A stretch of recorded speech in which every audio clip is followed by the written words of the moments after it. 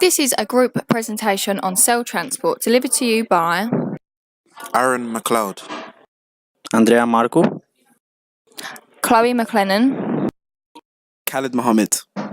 and we are Group 10. What is cell transport? Cell transport is how a cell can achieve homeostasis. Homeostasis is where a cell regulates its internal structures to ensure it can survive. This can either happen through active transport or passive transport.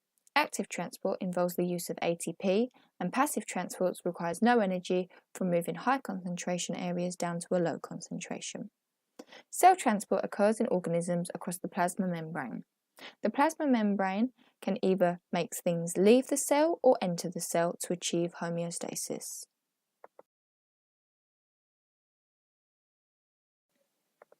Osmosis. Osmosis is the movement of water across the semi-permeable membrane. Water moves from a high concentration to a low concentration. The water moves freely across the membrane with no energy required. This transport is known as passive transport. When water potential is equal, this is known as an isotonic solution. The cells are in a normal state when they are in an isotonic solution, as the water potential is the same on the inside and the outside. When the water potential is greater on the outside, this is known as a hypertonic solution. This can cause animal cells to lyse, but plant cells, however, in their normal state as they become more turgid. When the water potential is greater on the inside of the cell, this can cause a cell to lose water. The condition is known as hypertonic. This causes animal cells to shrink and plant cells to plasmarize.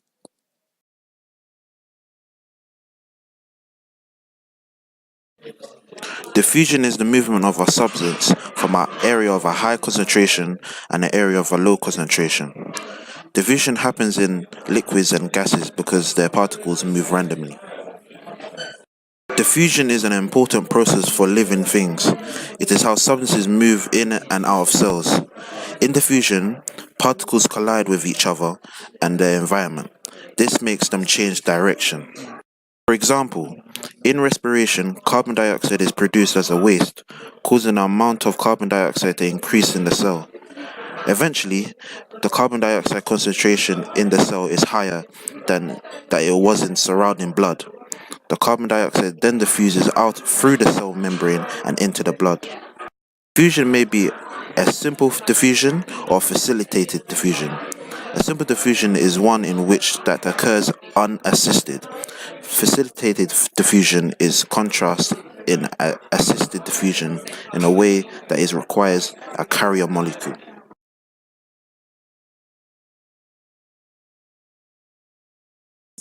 Facilitated diffusion is a type of passive transport that allows substances to cross the cell membrane with assistance special transport proteins. Some molecules are not able to pass through the phospholipid bilayer, such as glucose and different types of ions. This is a spontaneous process, and molecules will move from where the substance is more concentrated to where it's less concentrated.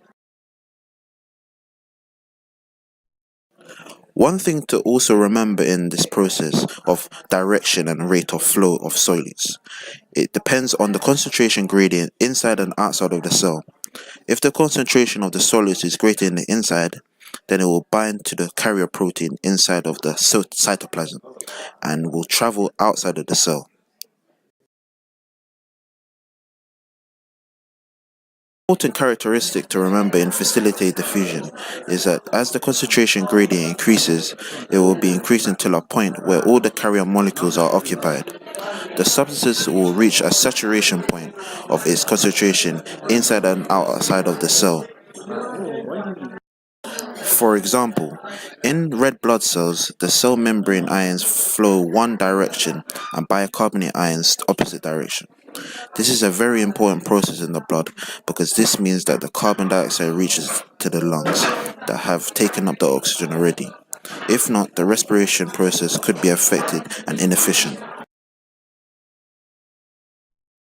active transport. The concept of active transport is about providing help, so types of molecules can cross through membrane in the same way as the man is helping the little kid to swing. In active transport, the role of the man is played by ATP, where with the amount of energy, the molecules, which are represented by the girl, will cross on the other side of the swing. internal or external of the membrane. Likewise, in order to occur this, the molecules will need transportation, which is represented by the swing protein carrier.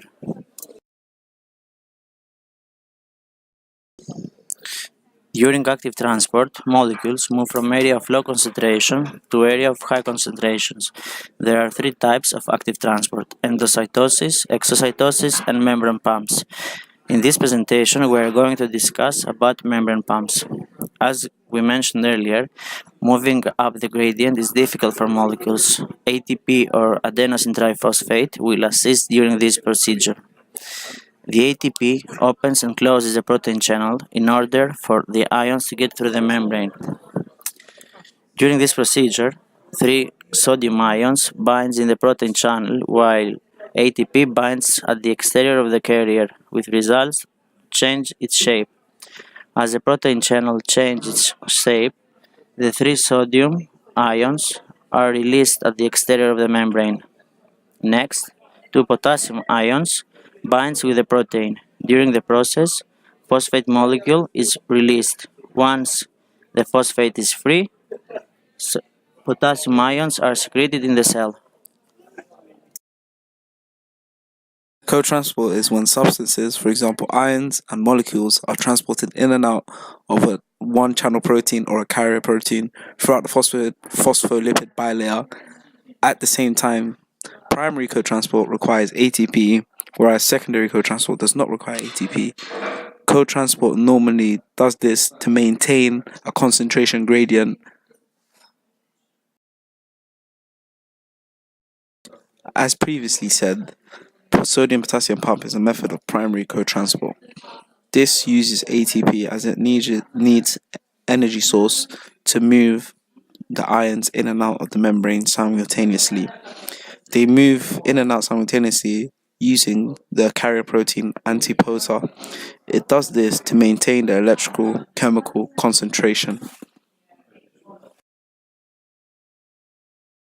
Secondary co-transport is when two molecules are being transported in the same direction, whether it's in or out of the cell. It does this using a carrier protein called a sympotar. This moves at the same rate.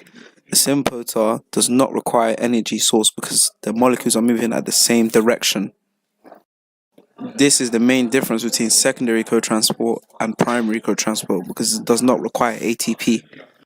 Where this transport is used is when movement of the sodium ions down the gradient is coupled to the uphill transport of the other substances by the shared carrier protein.